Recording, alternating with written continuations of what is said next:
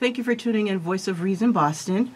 Our special guest, and I also consider him as our Black excellence. He's not only an attorney, but he is a father, he is a husband, and he is a reverend. So we're going to hear all about what he's doing in our community and how we can stay together as a whole to make effective changes. Rahsaan, good morning this morning. Good morning, Tamisha. How are you? I'm well. Thanks for having me back. Well, you were one of my first guests when I initially started this broadcast, and I really appreciate your support in coming back and just talking about certain things that we can do in our community. Sure. And how we can keep the same momentum as we did before. I know you originally started the program for What a Difference a DA Makes. Right. Tell me, throughout this whole process, when you started the program, how has it changed you? What did you learn? And what do you think the community got out of it? Wow, how has it changed me? I have a few less hairs. Okay. But seriously, I think one of the best things about that public education campaign that the ACLU did was that it really brought to people's awareness the role, power, and influence that district attorneys have over the criminal legal system and the ways that they impact the lives of our family members, neighbors, and friends. And when we started this work, we did some polling to show that a majority of people did not know how much power the DA had, but even they didn't even know that the DA was elected. Right. And so that informed our efforts to go out and engage as many people as possible. Our initial plan was to be active in at least 2 to 3 of the district attorney races. We ended up being involved in 5. Right. And in those 5, there were 2 new progressive district attorneys elected, Rachel Rollins in Suffolk County and Andrea Harrington out in Berkshire County. And then in Middlesex, the incumbent district attorney, Marion Ryan, was pushed further to the left because she had a serious challenger in Donna Padalano. And so I think overall what the community gained was a sense of their power. Once they knew and were informed about what district attorneys did and that they were accountable and answerable only to the voters, they demanded more of them. They engaged them more. I know, that in Suffolk County there were at least 18, maybe 20 candidate forums. Like, that's unheard of in a district attorney's race. But they had them, and the candidates, all 6 of them, showed up for a good majority of them. So I think, especially in the city of Boston, where communities of color exercised their political muscle, turned out, there was a significant increase in turnout, and there was a concern among community advocates about whether or not having 3 candidates of color in that race would, quote unquote, split the minority vote, which I hate that concept. Rachel won 40% of the Democratic primary and then went on to a resounding victory of an 80% win in the general election. So I think that is a true example of the community coming together to flex their muscle. And making a difference. What a difference a DA makes wasn't just something that just was pulled out of a hat. You used to be an assistant district attorney. For those who are listening in and tuning in and watching us on Facebook, how can you give us a little brief background of, you being an assistant district attorney, how that helped you come up with this concept on how educating the public is important, and your legal background, where you've worked in the past, so people can know more about who Rahsaan is and what he's all about, and what your sole purpose is just to be educating our people, because knowledge is power. It certainly is. I don't know that I could say in the short time enough for people to know who Rahsaan is all about. I'm still figuring that out. But I certainly believe that the 8 years that I served as an assistant district attorney in Suffolk County really was a formative moment in my legal career. I had worked at the public defender's office in Dade County, Florida for about a year, came back and worked at the law firm of Burnham and Hines for a temporary position there, and it wasn't until I worked for the Suffolk County DA's office under Ralph Martin that I really began to cut my teeth as a lawyer. And going into the position, I was hired by Ralph Martin, and when I sat down to talk with him, before I even considered it, I expressed my concern about being a black man in the position to send other black and brown folks to prison or jail. And he acknowledged that, and it's something that he struggled with as a former federal prosecutor and as the Suffolk County District Attorney. But the thing that he said to me that I took to heart was that the people in the communities who are the victims of crimes and who are witnesses of crimes deserve to have you representing them as the Commonwealth. And so I think I took that perspective into the work. I think in hindsight, there were a lot of things that I did that, I don't look favorably upon because I have a different perspective and approach to understanding the criminal legal system and its role in society and what it's done to destabilize our communities. But I was in Dorchester District Court for about 3 years, and then I went to Superior Court, and I was a part of the Safe Neighborhood Initiative unit, which worked in tandem with the anti-gang unit. So I had a lot of gun and drug and shooting prosecutions, and then ended up on the senior trial team where I prosecuted several homicides. And so those 8 years really informed my experience of how this system works, the perspective of victims in many communities, but also I saw how some of my colleagues approached the work, which was very different because they didn't go to church with the people who were being prosecuted or the family members of the people who were prosecuted. They weren't regularly engaged with the victims of family. Some of them were, but not all of them. And I saw how that informed their approach and their practice. And honestly, most of them don't identify as us. Our experience.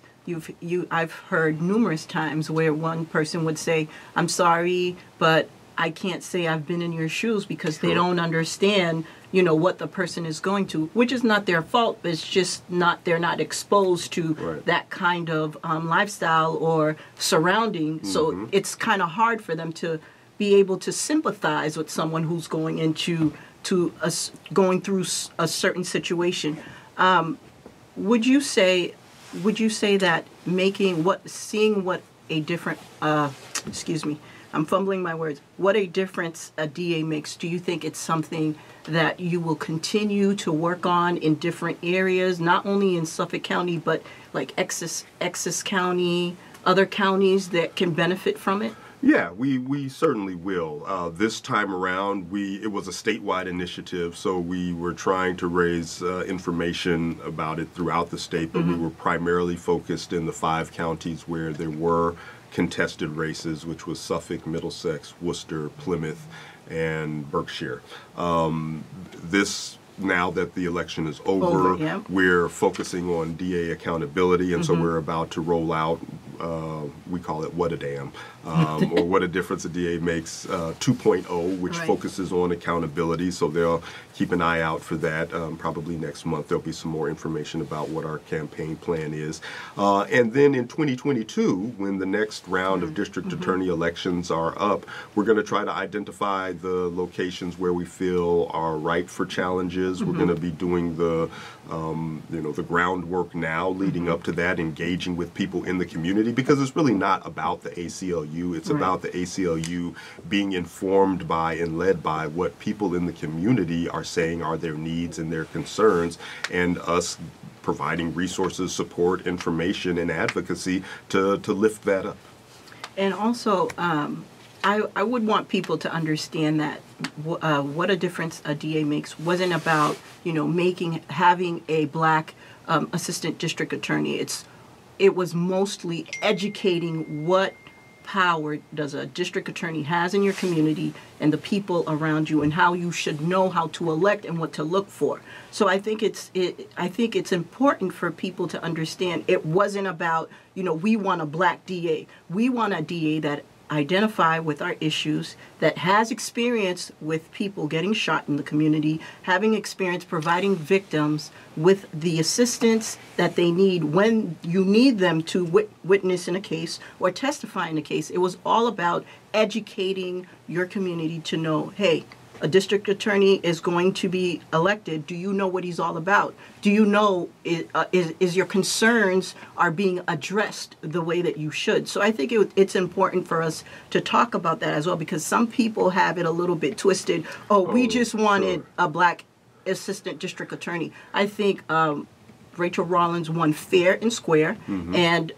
she is the one that's the candidate, and I think that what she said she's going to do, but I just don't want people to get it twisted. Oh, it was all about we wanted a black DA. Yeah, you know, there's the saying, all skin folk ain't kinfolk. Right. And so just because somebody looks like you doesn't necessarily mean that they are going to represent your best interest. And from the ACLU's perspective, we were certainly not in this to endorse or back any particular candidates. Exactly. And you know, and we actually took umbrage at the fact that several people raised that concern with us, and I said, show me the evidence of us endorsing or supporting any of the candidates. We were endorsing and supporting the voters and the residents of these counties to lift up their voices and to give them the information so that they can make an informed decision when they go in to elect the candidate of their choice. And so there were certainly values and priorities that we lifted up. We were certainly concerned with challenging racism within the system and eliminating racial disparities and reducing the number of people who are held on bail and getting rid of mandatory minimums and having more transparency and accountability and holding the police department accountable. Those were the values that our campaign had, but it was up to the voters to identify which of the candidates aligned with those values and then vote for the person that either was most in line with those values or the person who was going to, they felt had the best chance of winning. Right. So you were recently a guest speaker at the MLK luncheon, correct? At MIT, yes. Yes. And you stated, we refuse to believe that the Bank of Justice is bankrupt. The event program proclaimed. What did you mean by that? Just to educate the public, what did you mean by that so that we can have more of a dialogue of what you meant? Sure. The event was, MIT has an MLK event every year in February, and it's interesting because I was always invited to give the invocation.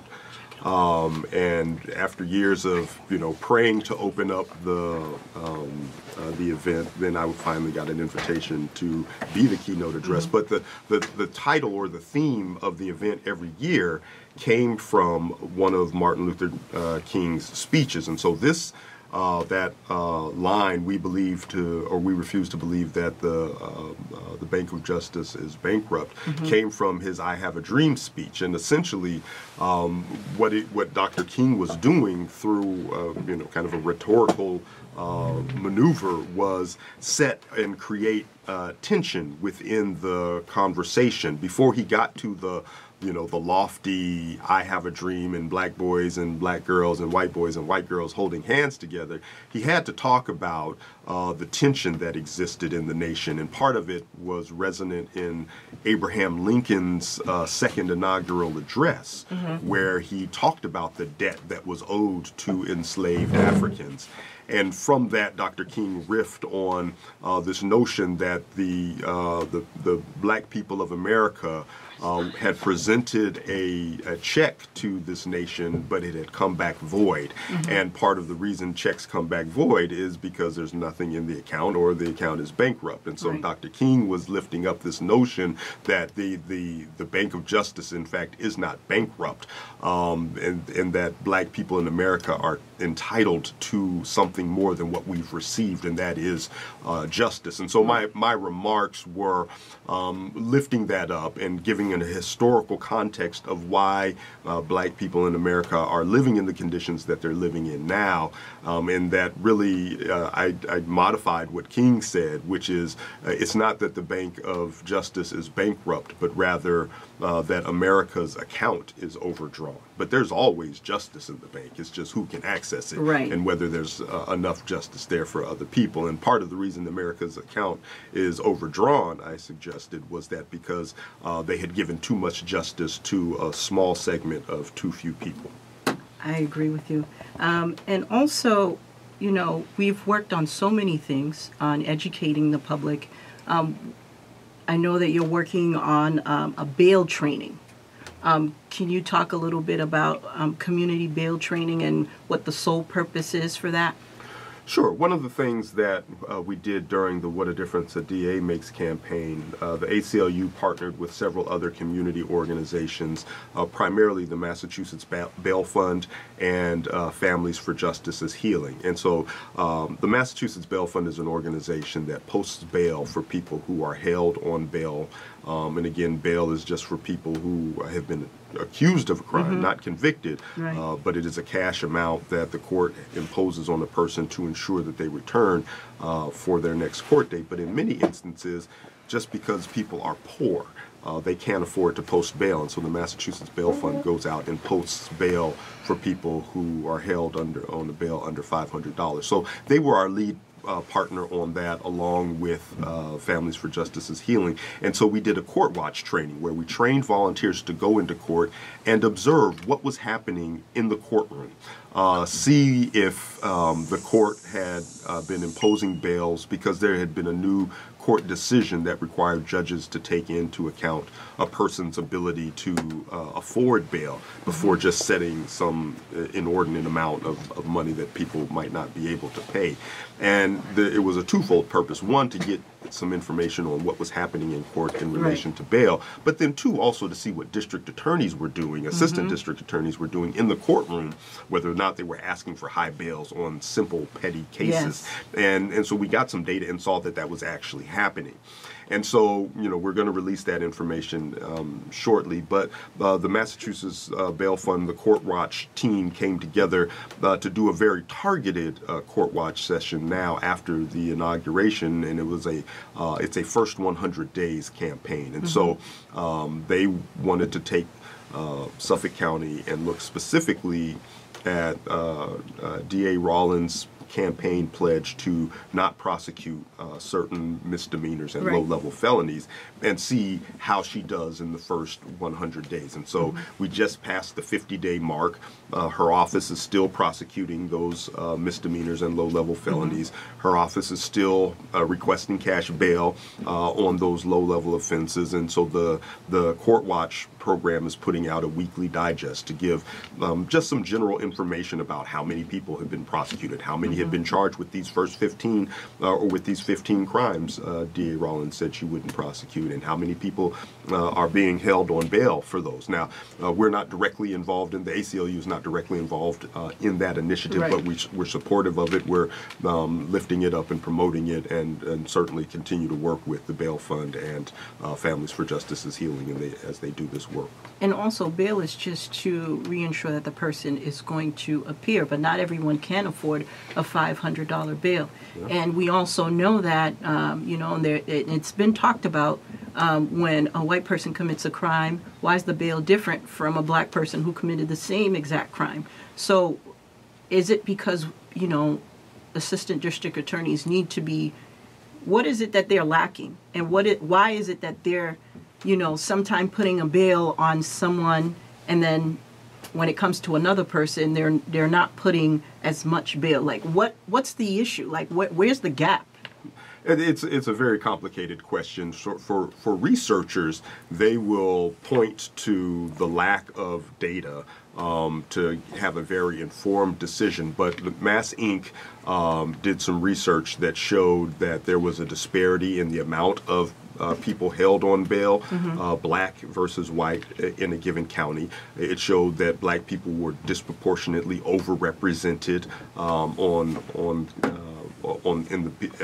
in the population of people who were held on bail, and black people were more likely, black and Latinx folks were more likely to have higher bails set. Now, there's a whole host of reasons that factor into why somebody is held on bail, a high bail, or not held held at all. And so one of those reasons is a person's prior criminal history. When somebody has a prior criminal history, a longer record, there's a greater likelihood that they'll be held on bail or that there will be a bail requested. Well, the problem with that is that there are more black people who are living in communities that are over-policed. And so the police use the tools of arrest, the power of arrest, to charge people. Sometimes it's just they're harassing people. Yeah. Sometimes it's just somebody is disrespectful to a police officer. Sometimes the person didn't even do anything, but the cop says you look like somebody who did something. And then they get charged, and that develops a record. And when they come into court, the assistant district attorney looks at the record and says, well, this person has a lengthy record. So that's a part of it.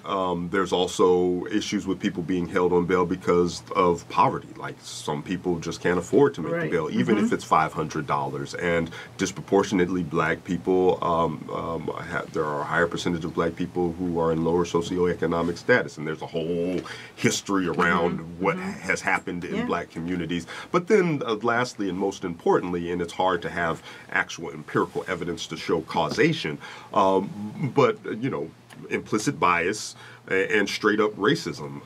You know, from the implicit bias standpoint, white folks just see somebody who looks like them or see a white person, and black people too, right? Because there's black and Latinx and Asian assistant district attorneys, but the way that we have been socialized is that we are trained and socialized to perceive black people, brown people as more criminalistic, as more dangerous, and as more threatening. The media has a lot to do with that as well. Right. And so when you see somebody before you, even if their record isn't horrendous, there's something internally that we are biased to believing that those people are a threat to society, that they're dangerous, or that they're going to flee and not turn back, show up to court. Whereas we see, you know, a white person, and we believe just because they are white, that we've been socialized in the way that just because they're white, there's an understanding or a belief that they are reliable and that they're trustworthy. Yeah, but nobody's going to admit that outright. And then, you know, there are clearly folks who work in these offices who are just straight up racist, right? Nobody's going to admit that they are. Absolutely not. And you know, and just because they don't go around using the N-word doesn't mean that they're not racist either. And you know, there's something that came in my mind throughout the week, and I've been thinking about it, you know, for a long time, but I didn't know if it was a right question to ask. Do you think a person's like, now I'm not asking you that question, but I was asking myself that question.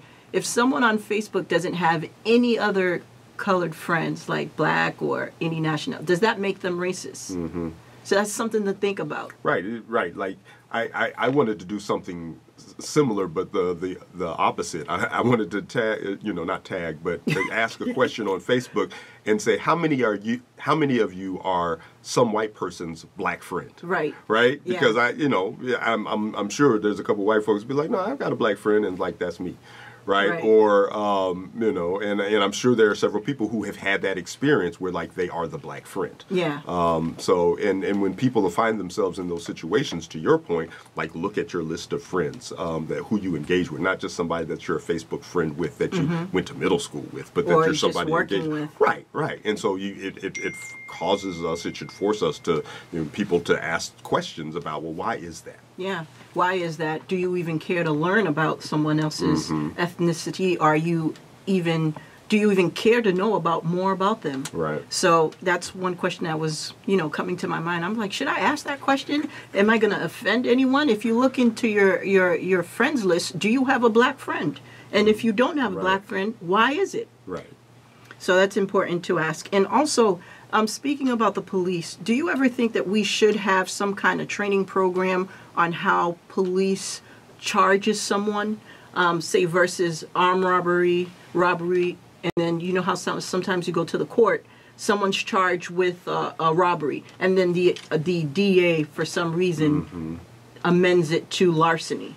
Like, do you think that there should be some type of program where we have sessions to educate how police should be charging people when crimes are really not what it comes out to be? I mean, I think that's part of what they do in the academy is train people on how to identify certain crimes, determine whether or not there is probable cause.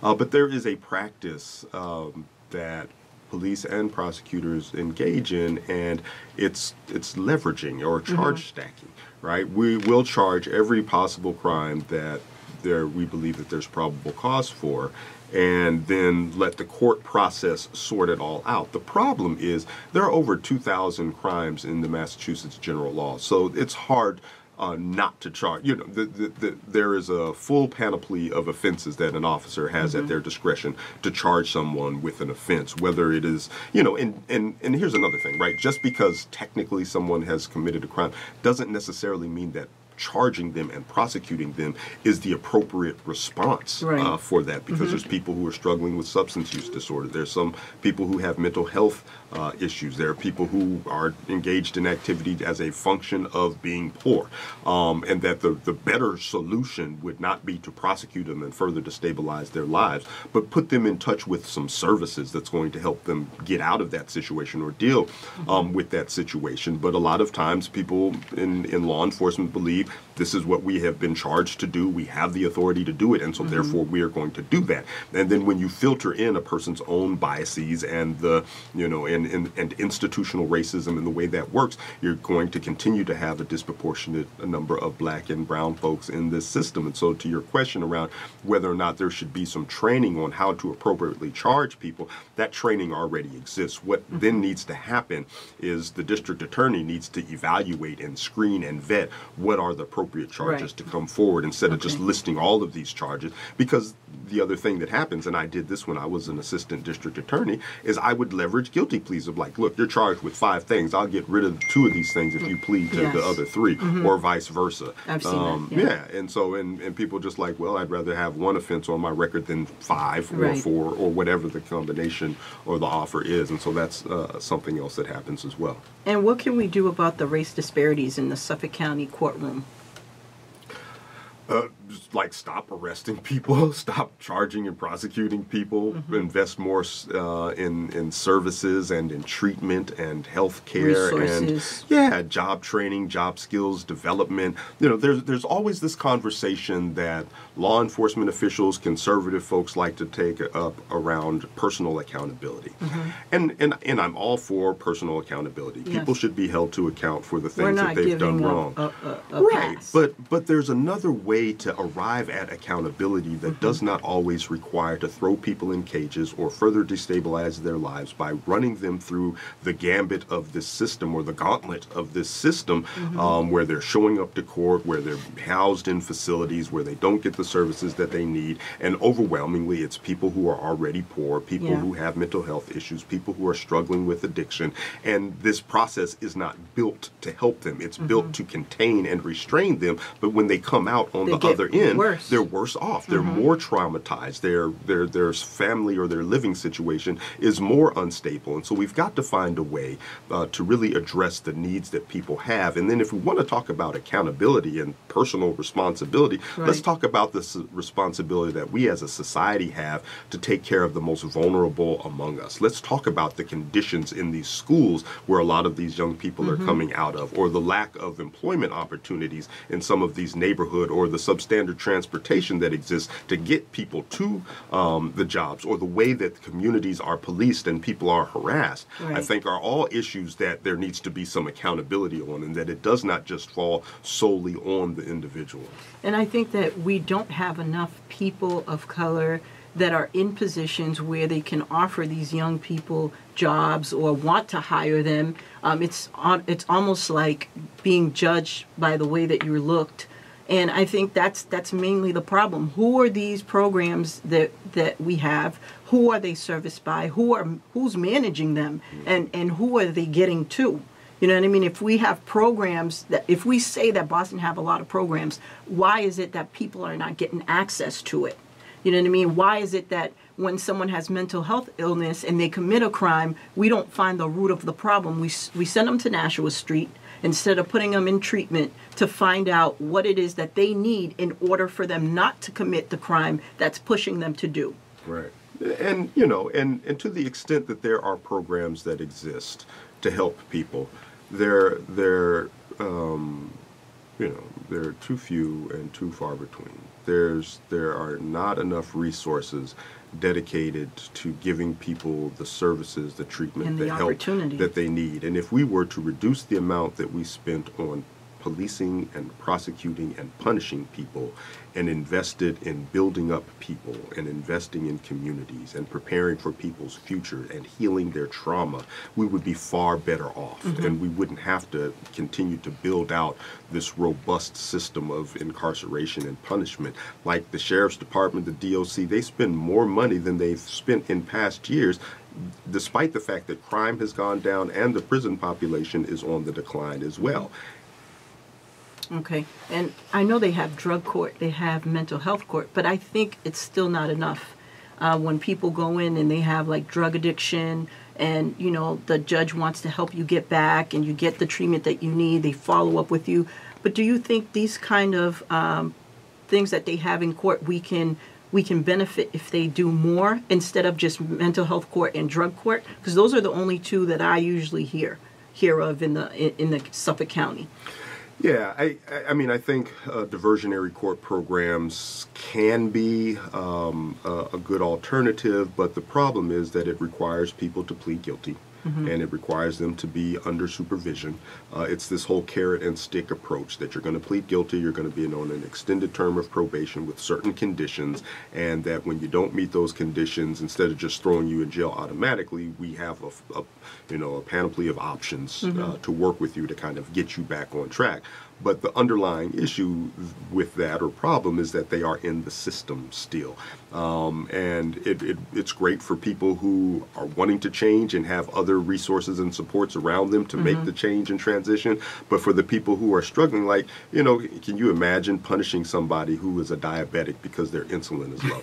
Right? And it's just like, well, you better keep your insulin numbers at the right level, and then it doesn't happen, and then you punish them for that. Well, they've got a disease, they've got an illness that they cannot manage or that they're struggling to manage, and instead of punishing them, we should give them the help that they need. That's and true. so, you know, so for as much as these diversionary court programs are a good idea in theory and have certainly helped some people, it's too little too late, because by the time that they are in the court, there are so many other failures that have happened that we as a society have a role to address, and it's too much of an investment in the carceral system of policing, prosecuting, and punishing folks. Okay, and as we end towards our segment, how can we get equal opportunity?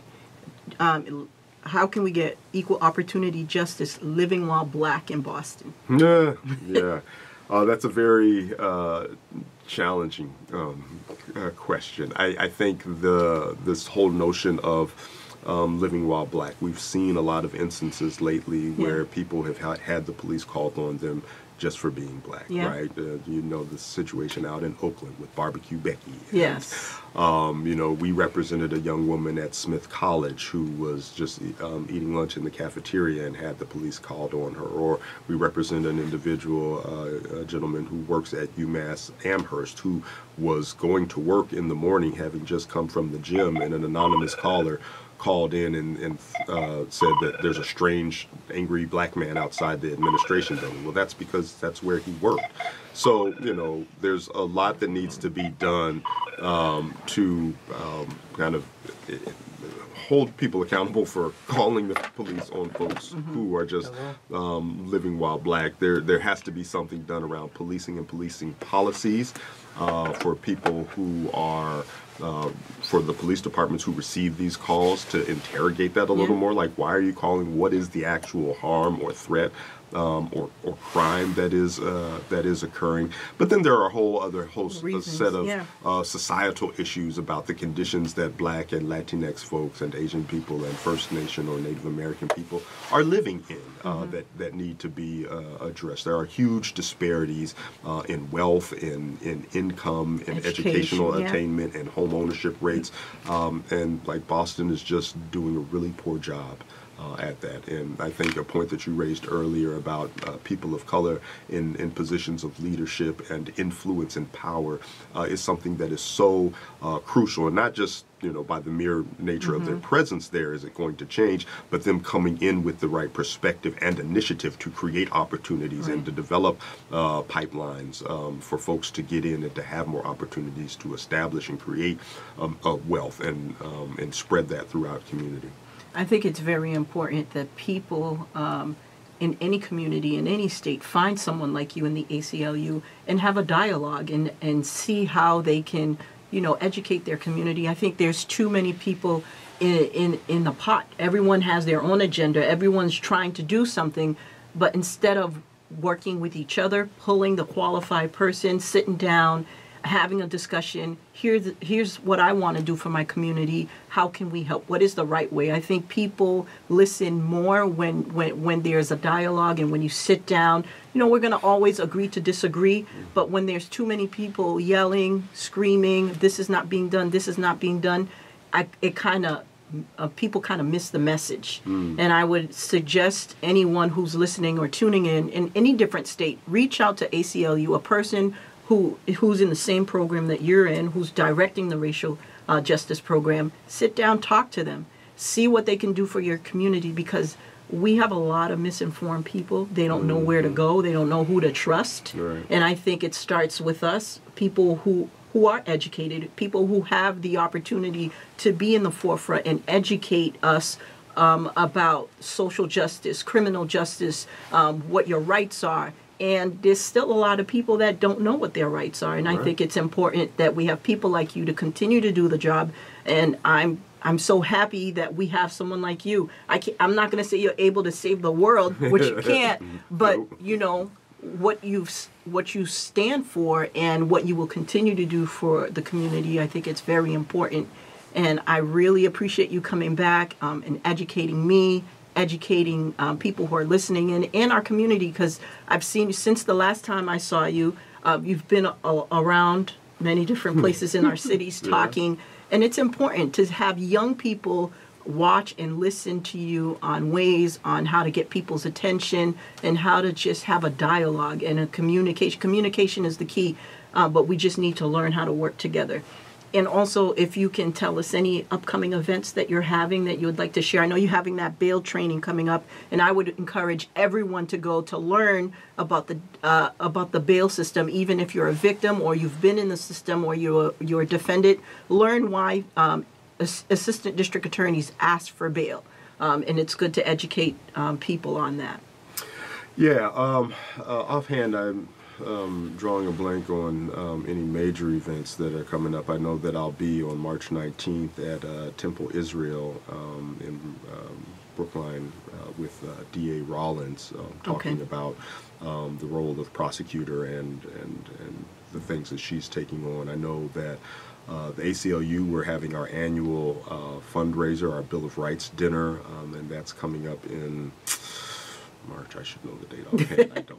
It's okay. I'll share it on my page if you're going our through a development blank. people are like, you missed the opportunity. But I think it's it's important for us to talk about the work that we've done and continue to solicit support. I know that despite the fact that the current occupant of the White House getting elected led to a huge increase in donations and membership and support, that the fight continues. Yes, right? it will filing continue. litigation to reunite families, to stop the Muslim ban, to find out what he's doing with the building of this wall, and there will be other threats that come. Yeah. And the ACLU will continue to be there on the side of civil liberties, civil rights, and justice. And that's definitely another topic that we can talk about, and when you come back, when you're less busy. Yeah, okay. But we thank you so much, Rahsaan, for coming. We appreciate all the things that you've done. I've appreciated everything that you've done, and I'm still watching you. You're Black excellence in my eyes. Thank and we you. want to thank all our viewers from Facebook and who's tuning in. Thank you for support. Thank you for listening in. And we come up with these topics to talk about because of you. You need to be informed so that way you can help your community grow. So thank you for tuning in Voice of Reason Boston on WEZE 590.